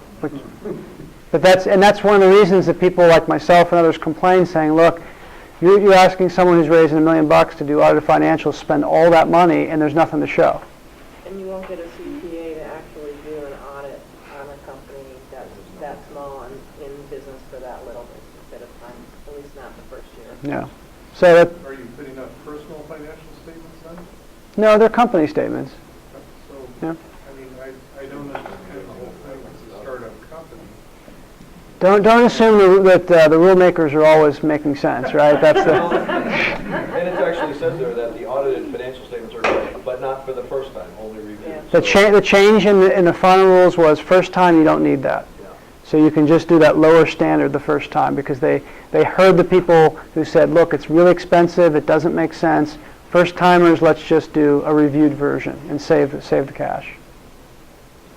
You would need, so if you were a startup and you're only in business for 9 months, from my perspective as a CPA, you would need a CPA to create your financials for you and follow generally accepted accounting principles, and that would probably be sufficient for your startup.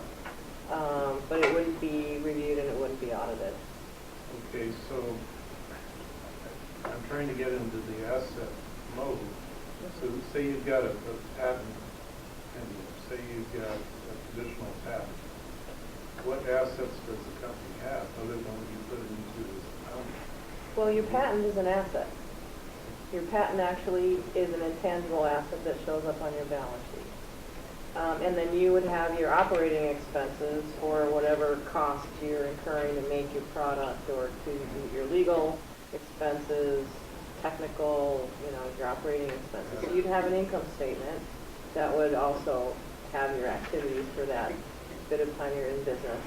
And you'd have a cash flow statement, which would show the ins and outs of your cash account. So that's your 3 statements that are considered part of your official financial statement package. But I would assume most of these companies, the income would be. Negative, yeah. Your first year is usually negative. Yep. That's okay, you're not, again, the point is to the disclosure, Right. the appropriate disclosure. If you're honest and say, yeah, I had loss for the first year, I don't know that an investor who's going to look at you and say you did something wrong. They're expecting you to be negative the first year. Most businesses are. Some of the most successful companies I mentioned a little bit earlier in the program who are raising tens of millions of dollars aren't making profits. So it's about, they put together this, and we'll go through some of these other ones here. There's a lot of other stuff, but these things they believe, if you disclose all this stuff, from their perspective, you are giving the potential investor, the public, if you will, who again is going to be some very sophisticated people who do these things for a living, work with financials, and some who have never read them in their lives, get this information, and the view is, well, we think that if you give them all this stuff, we feel comfortable that you've given them enough information for them to make an informed decision. Now, is someone going to read all this stuff to invest $500 or $250? Of course not. I mean, it's going to be like Steve Case talks about, it's going to be like gambling, and that's what the SEC doesn't like. That's the reality. It's no matter how much stuff you put there, you'll have guys like myself who will put the packages together and the CPAs who will put the financials together, and it'll all be nice and neat and tidy. But how many people who are going to go on and invest $250, $200, $500, I mean, it's going to be small amounts. How many of them are actually going to read it? Probably very few. They're going to say, the product looks cool, the company looks pretty neat, and they're going to go ahead and invest. I mean, frankly, that's, if you get into angel investing, and I do a session on that as well, there's a lot of people who have, do very little due diligence when they invest hundreds of thousands of dollars. I've seen people stroke big checks, and they did it because they thought the founder was a nice guy, or the technology was pretty neat, or it was kind of a cool company. They really didn't dig into any of the substance, and you're like, why on earth would you do that? Well, it's their money, and they can gamble with it if they like, but instead of them, some of us normal folks spending $250, they're spending $100,000. So it's just a question of how much they have to gamble. But for them, it's the same kind of mentality. So one more question. So these requirements of sending this information to the SEC, that's before you start raising money, right? Yeah, you've got to put all this together, and you've got to put it on the portal. And I'll get in a second here. I'll show you kind of the process. But yeah, that's before you do any of the capital raising. You've got to go through this whole disclosure preparation process.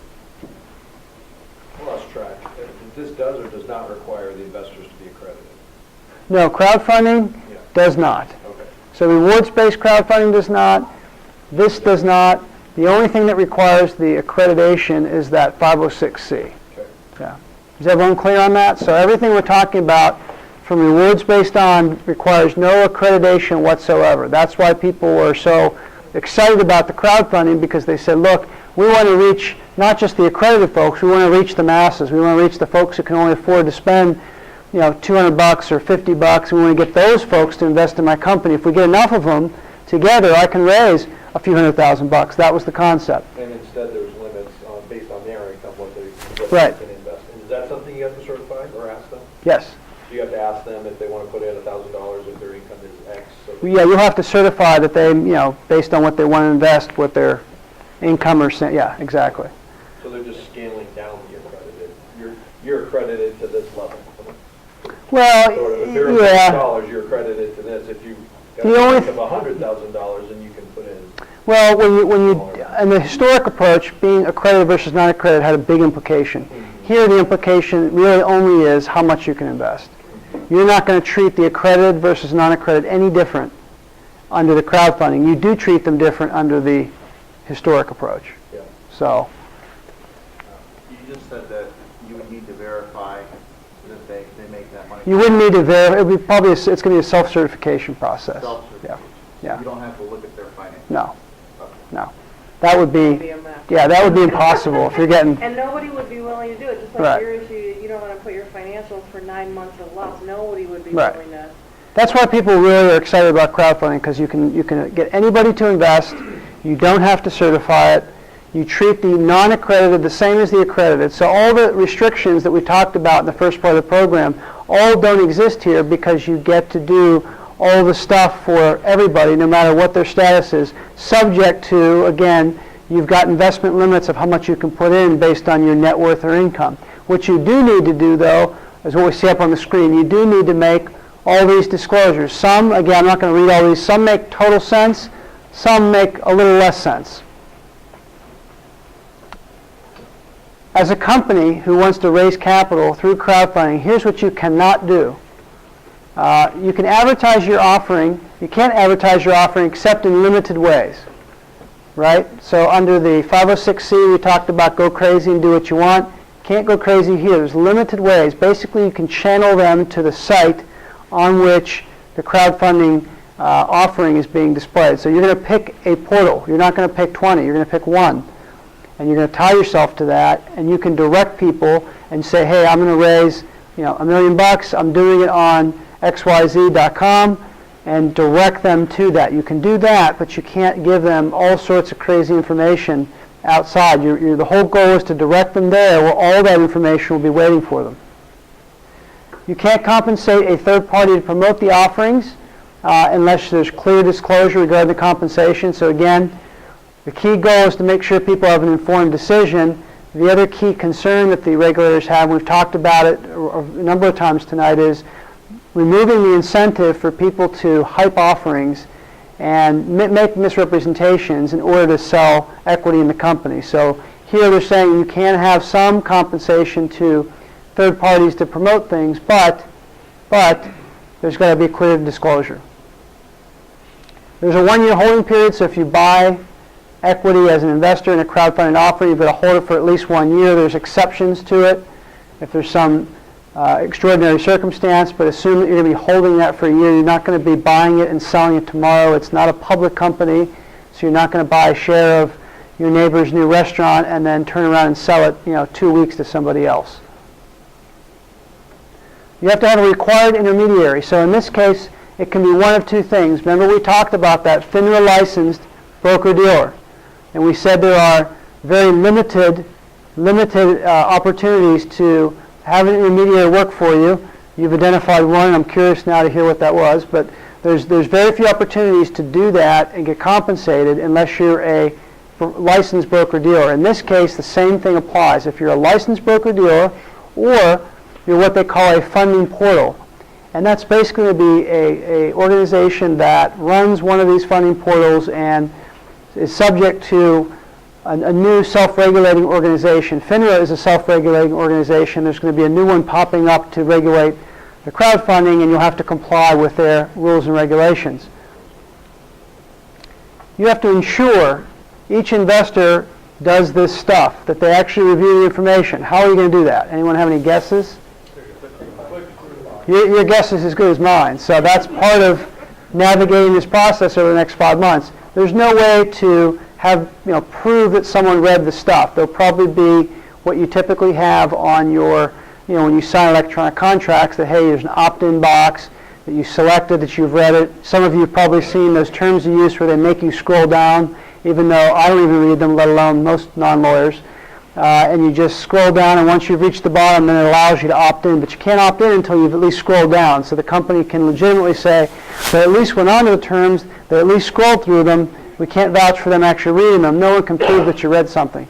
They affirm your understanding of the risk of loss. How do they do that? Check the box, probably. And you have to answer questions demonstrating your understanding of the risk generally applicable to investments and startups. Again, how's that going to happen?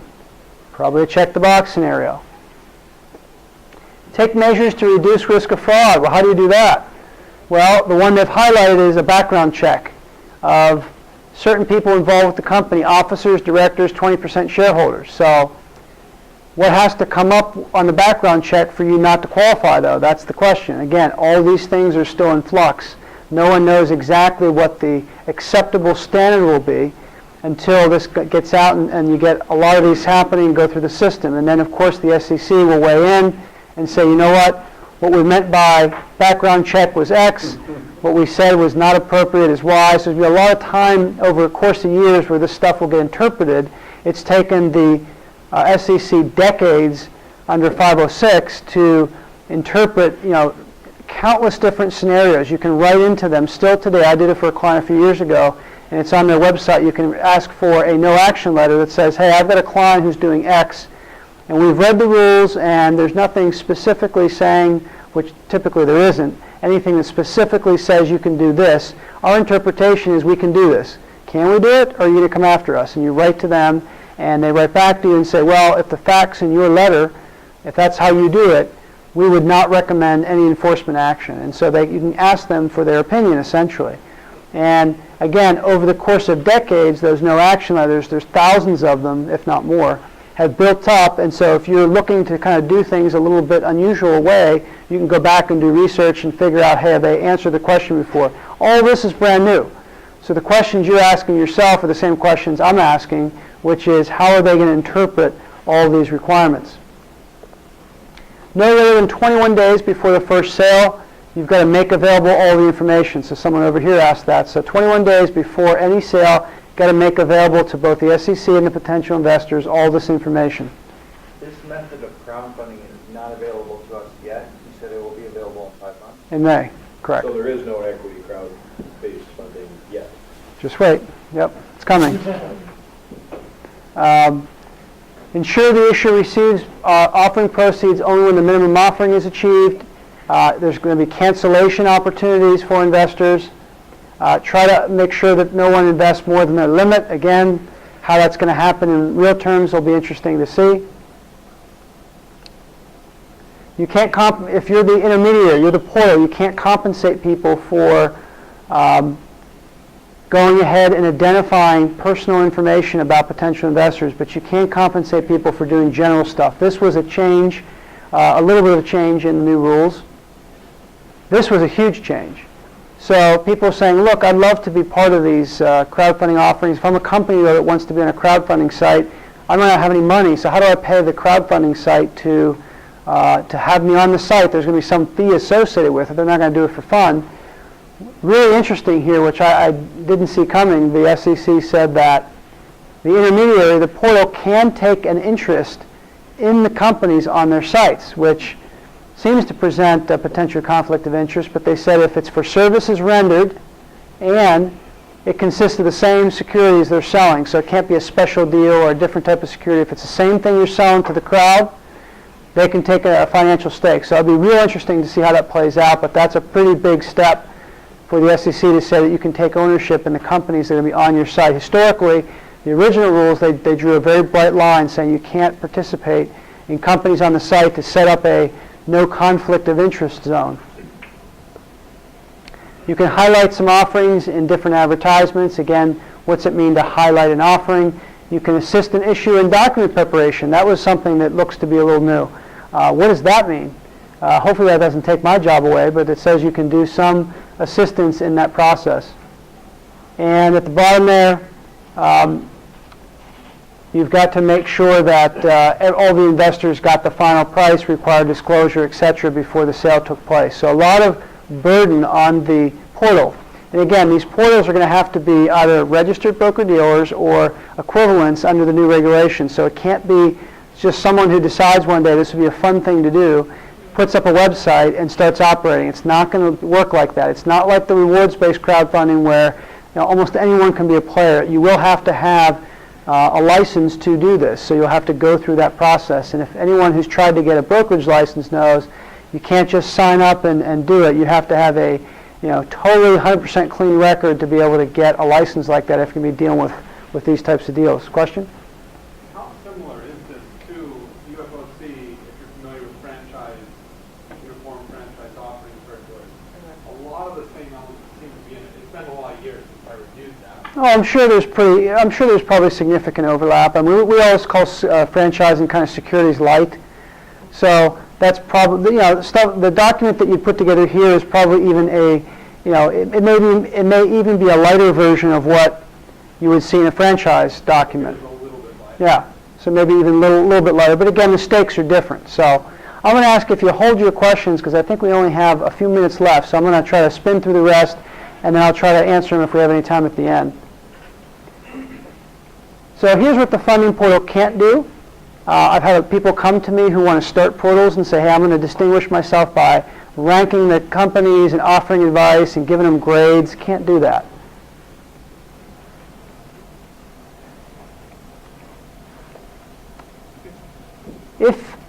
Who is liable for bad stuff? Of course the company is, but take a close look at the second bullet. So a lot of people say, you know what, I'll be part of your startup board, and they have no idea what the CEO founder guy is doing in raising capital, right? They just think, hey, it's cool, I'll be on the board, maybe I'll get some equity. You better pay attention if you're going through a crowdfunded offering, because they really put the constraint against all participants. If you look at there's a long list of people there. It's not just the CEO. It's any director, partner, etc. So if you're going to be involved with a startup company, and a lot of people do it just for fun, or you may invite people onto your board of your company to kind of add some expertise or add some credential, whatever. Understand that if you're going through this process, there's going to be personal liability for any material misstatements in the thing. So if you're sitting on that board, they're going to do a crowdfunding offering, you better ask for a package of information to review and make sure it's completely correct before it goes to market. The good thing about crowdfunding is it preempts state law. So recall what we talked about. You have to be compliant at the federal and state level. The nice thing about 506 is that if you comply with 506, you're preempted in all the states. All you have to do is file that notice filing. Same thing with crowdfunding. If you comply with the federal rules, you are preempted in every state. The states can still enforce the anti-fraud rules, which they always can, but you don't have, the states can't come in and make the sites do a whole bunch, or the issues do a whole bunch of additional stuff. So that's a nice way to package it. The exemption is not available for these folks. Bad actor or bad boy disqualification requirements is what they call them. Girls can do bad things too, but they call them bad boy disqualifiers. So if you have any type of entanglement in any type of previous life with the regulators, you're probably going to be disqualified potentially from participating in this offering. They're also proposing to tweak Regulation D a bit to have those same type of qualifiers. They already do have some, and they're trying to expand a little bit. So they're trying to say, hey, if you want to use the best ways to raise capital, you can't have done bad things in the past. That hopefully will disincentivize you from doing the bad stuff, because you want to use the most prominent ways to raise capital in the future. That's at least the thinking. So May 2016, I know we're taping this, don't hold me to it, but in theory that's when it's supposed to be. It's supposed to be 6 months, 180 days from when they issued the rules almost a month ago. And we'll see what happens. I mean, they've delayed it and stalled it so long. Anything could come up to delay the process, although they did say in January they'll start taking applications on the portal side to kind of review those. So they are trying to move things ahead, and hopefully as of May this will be live. If you are interested in this, I think it probably will pay to be an early adopter. In other words, once there's 4 trillion offerings on the site, it'll be hard to distinguish yourself, just like it's hard to distinguish yourself on Kickstarter unless you have a real sexy campaign. But if you want to be an early adopter on crowdfunding, it may make sense, and I've got some clients who are interested in doing this, to get ready now. It's not going to take 2 weeks to navigate all the disclosure stuff we just talked about. It's going to take months to kind of go through it, because there is no template out there. You're doing it for the first time. So if you're interested, I would encourage you to start the ball rolling right after the holidays and be ready to go if you think you're interested in taking this path, because being online early may give you an advantage. There'll be a lot of publicity and press around folks who are out there first, and maybe that gets you noticed. Who knows? So finally, just to wrap up, Arizona decided it was bored of waiting, so it passed its own intrastate crowdfunding rule. Again, it did so just last summer, so it hasn't been in effect for very long. I don't know anyone who's used it quite yet, but they weren't sure when the SEC would act, so they thought, let's just do something. So this is only for, and you can still use this, just because the new crowdfunding rules come online doesn't mean this goes away. This may be something you decide is better for you than crowdfunding, so who knows. It's a version of crowdfunding, it's just with these specific restrictions we're going to talk about. You have to be an Arizona business with 80% of revenues from your business in Arizona, 80% of your assets are here, 80% of the money is raised used in Arizona. So for some businesses, that's not going to work. If you ship products nationally, you're a tech company, you're an internet company, probably not going to work for you. If you're a restaurant, or if you're a real estate company, if you're some other local company, it might work great for you. So it depends on the nature of the company. All investors all have to be Arizona residents. They have funding limits, which are a little bit different than the federal rules. So you have no audited financials to raise up to $1 million, but you can raise up to $2.5 million. So that's a lot more than the federal rules if you have audited financials. So that's a nice benefit of the Arizona approach. A non-accredited investor, max investment is $10,000. An accredited investor, at least so far, no cap. So again, different investment limitations at the Arizona level. I didn't list all the disclosure requirements just to say they're extensive, so they don't outweigh the federal rules, probably equivalent to them. So again, if you're going to go down that path, know that there's a lot of stuff you're going to need to do, but it may make sense for you. You have to escrow the funds, obviously, until you receive at least 80% of your targeted offering. They like that 80% number. In 10 days, you got to file your stuff. So again, it was 21 days in the federal level. They got 10 days here. So some similarities, in fact, a lot of similarities, a few key differences in terms of limits and other things. If it's something you're interested in, this is legal today. It's been legal for a few months, so you can try that. You need to find an intermediary that's going to host the site, and I can connect you with one if you're interested, but that is an opportunity that you don't have to wait for. You got to file quarterly reports. Here are some disqualifiers. Those bad boy orders or violations, again, similar to the federal rules. And probably no self-certification. If you look at the bottom there, it's cut off the page there. Evidence of accredited status if over 10,000. So it's not clear whether there's going to be self-certification or not. So there's a lot of things, like with the federal rules, that just haven't been really solved yet. I actually met with, I had lunch with one of the state legislators who pushed this through and sponsored the bill. And he acknowledged it's a work in process, so there's a lot yet to be done to figure out how this will play out. But again, being an early adopter can certainly help get you some notoriety and some press that may help drive an offering that you're looking to do. So here are some of the restrictions or requirements for intermediary websites who are going to host your particular crowdfunding offering. Can't be affiliated with the company, and it has to be a registered dealer or receive no commission, which is interesting. So again, it's not quite the same as saying you've got to be a registered, FINRA registered dealer or a portal. They're saying if you receive no compensation, you might not have to have any qualification beyond that. So much less but restrictive potentially than the federal rules. Legal today. So the opportunity is there for you to do that as we speak. So is there a conflict then between Arizona and the federal because it's not legal yet?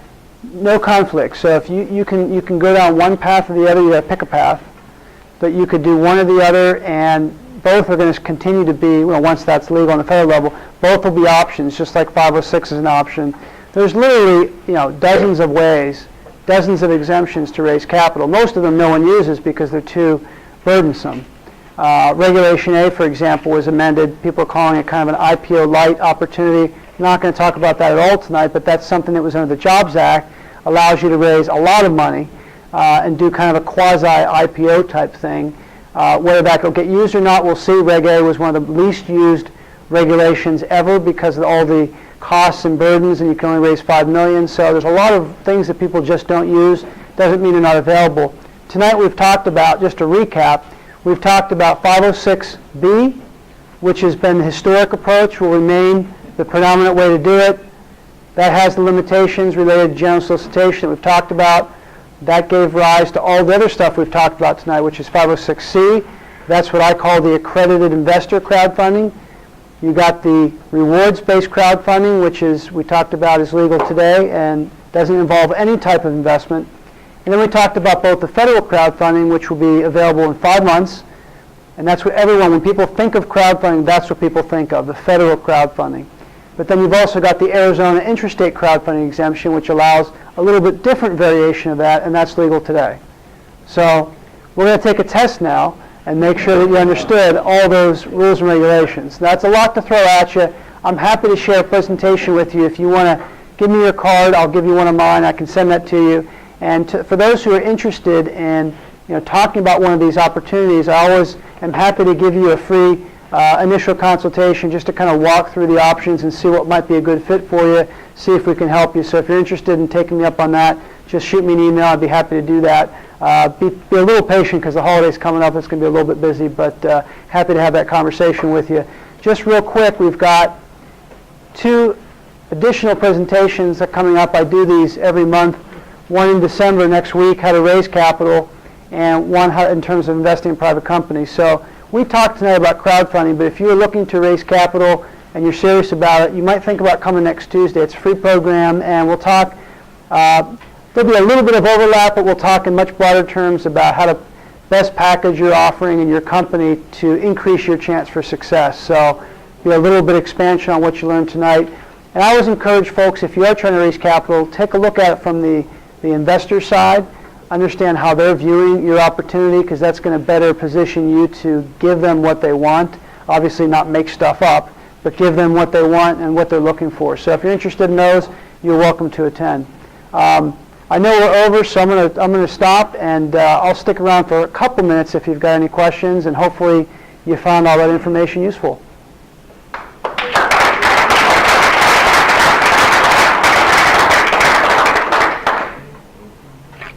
Thank you very much, Frank. Look.